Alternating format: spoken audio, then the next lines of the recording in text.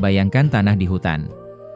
Tidak ada yang mencangkulnya, tapi tanahnya gembur, subur, dan ditumbuhi tanaman lebat. Rahasianya, daun-daun kering yang jatuh menutupi permukaan tanah, membusuk perlahan, dan menjadi makanan bagi cacing dan mikroorganisme. Prinsip inilah yang kita tiru dalam pertanian tanpa cangkul. Berikut adalah narasi pengaplikasiannya secara sangat spesifik dan mudah dimengerti, langkah demi langkah. Narasi pertanian cerdas tanpa cangkul, dari lahan keras menjadi pabrik pupuk alami. Anggap saja kita memiliki sebidang lahan yang biasa kita cangkul atau bajak setiap musim tanam. Tanah mulai terasa keras, butuh lebih banyak pupuk, dan saat hujan air sering menggenang atau langsung lari membawa lapisan atas tanah. Kita akan mengubahnya menjadi lahan subur yang hidup, tanpa perlu mengaduk-aduknya lagi. Langkah 1, reset lahan, hanya dilakukan sekali di awal. Ini adalah langkah persiapan paling krusial. Tujuannya adalah membersihkan lahan dari gulma, rumput liar, yang bandel untuk terakhir kalinya sebelum kita memulai siklus tanpa cangkul. Aplikasi di lapangan, semprot gulma, gunakan herbisida, obat rumput, yang bersifat kontak. Artinya, obat ini hanya membunuh bagian hijau tanaman yang terkena semprotan dan tidak meracuni tanah dalam jangka panjang. Lakukan ini saat gulma sedang tumbuh subur. Biarkan mati dan kering. Setelah disemprot, jangan dicabut atau dibakar. Biarkan gulma itu mati dan kering di tempatnya. Gulma yang mati ini akan menjadi mulsa atau penutup tanah pertama kita. Akarnya yang membusuk di dalam tanah akan menciptakan pori-pori dan lorong-lorong alami untuk air dan udara. Langkah 2, menanam di selimut tanah, inilah intinya. Setelah gulma mati dan menjadi lapisan pelindung di permukaan, kita siap menanam. Kita tidak akan menyingkirkan selimut, jerami atau sisa tanaman ini. Aplikasi di lapangan, contoh tanam jagung, siapkan alat tanam sederhana. Lupakan cangkul. Alat utama kita sekarang adalah tugal, yaitu sebatang kayu atau bambu yang diruncingkan ujungnya. Untuk skala lebih besar, petani menggunakan alat tanam khusus bernama planter atau seed drill yang bisa membuat lubang dan menaruh benih sekaligus. Membuat lubang tanam, gunakan tugal untuk membuat lubang tanam dengan menembus lapisan mulsa, sisa gulma kering tadi.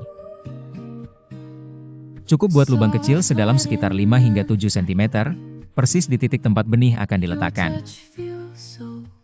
Ingat, 95% permukaan tanah lainnya sama sekali tidak kita ganggu. Masukkan benih dan pupuk dasar ke dalam lubang kecil yang sudah dibuat, masukkan 1-2 benih jagung dan sedikit pupuk dasar. Tutup lubang, tutup kembali lubang tersebut dengan tanah di sekitarnya menggunakan ujung tugal atau tangan. Selesai. Tanaman jagung akan tumbuh menembus lapisan mulsa. Langkah 3, perawatan cerdas di atas permukaan. Bagaimana cara memupuk dan mengendalikan gulma jika tanahnya tidak dicangkul? Aplikasi di lapangan. Pemupukan susulan. Lakukan dengan cara ditabur di sekitar pangkal tanaman di atas mulsa. Atau, larutkan pupuk dengan air, sistem kocor, dan siramkan di dekat tanaman. Saat hujan atau disiram, nutrisi dari pupuk akan larut dan meresap ke bawah menuju akar. Mikroorganisme di bawah mulsa juga akan membantu menguraikannya. Pengendalian gulma, lapisan mulsa yang kita biarkan di permukaan akan sangat efektif menekan pertumbuhan gulma baru karena biji gulma tidak mendapat sinar matahari. Jika ada 1-2 gulma yang berhasil tumbuh, cukup cabut dengan tangan atau semprot secara selektif, hanya di bagian gulmanya saja. Jauh lebih mudah dan hemat tenaga.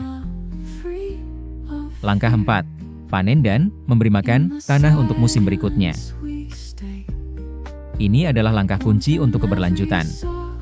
Sisa panen adalah harta karun, bukan sampah. Aplikasi di lapangan. Panen jagung, ambil tongkol jagungnya seperti biasa. Jangan dibakar. Batang, daun, dan sisa tanaman jagung, disebut biomasa, jangan pernah dibakar atau diangkut keluar dari lahan. Cacah dan sebarkan, Cincang atau potong-potong sisa tanaman tersebut dan sebarkan secara merata di permukaan lahan. Sisa panen ini akan menjadi lapisan mulsa organik yang tebal untuk musim tanam berikutnya. Lapisan ini akan melindungi tanah dari terik matahari dan hantaman hujan, menjaga kelembapan tanah, sehingga menghemat air. Membusuk perlahan, menjadi pupuk organik gratis yang akan menyuburkan tanah secara alami. Untuk musim tanam selanjutnya, Anda hanya perlu mengulangi langkah 2. Buat lubang tanam baru menembus lapisan mulsa sisa panen jagung yang sudah mulai melapuk. Begitu seterusnya. Apa yang terjadi di bawah tanah? Setelah 2-3 musim menerapkan cara ini, keajaiban mulai terjadi di dalam tanah yang tidak pernah kita ganggu. Kehidupan mikroba meledak, jamur, bakteri baik, dan organisme lain berkembang pesat. Mereka bekerja 24 jam menguraikan sisa tanaman menjadi nutrisi yang siap diserap akar. Cacing tanah datang berpesta, cacing akan banyak bermunculan. Mereka membuat terowongan-terowongan yang membuat tanah menjadi gembur, aerasi alami, dan kotoran mereka adalah pupuk terbaik.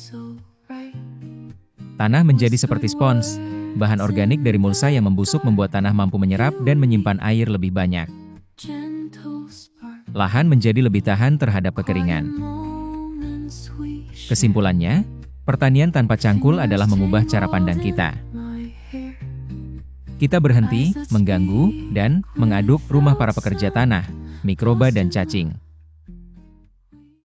Sebaliknya, kita secara rutin memberi mereka makan dengan sisa-sisa tanaman.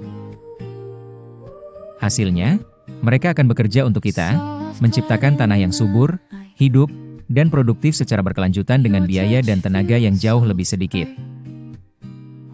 Jadi, itulah dia, sahabat bertani. Pertanian tanpa cangkul bukan berarti kerja lebih malas, tapi kerja lebih cerdas. Kita berhenti melawan alam, dan mulai bekerja sama dengannya. Dengan membiarkan tanah istirahat dan memberinya makan sisa-sisa panen, kita sebenarnya sedang membangun pabrik pupuk alami tepat di bawah kaki kita. Hasilnya, tanah yang lebih sehat, panen yang lebih baik, dan tentunya kantong yang lebih hemat. Terima kasih sudah menonton. Jangan lupa like jika video ini bermanfaat, subscribe agar kita bisa terus belajar bersama, dan bagikan video ini ke teman-teman petani lainnya. Mari kita kembalikan kehidupan di dalam tanah kita. Sampai jumpa di video berikutnya.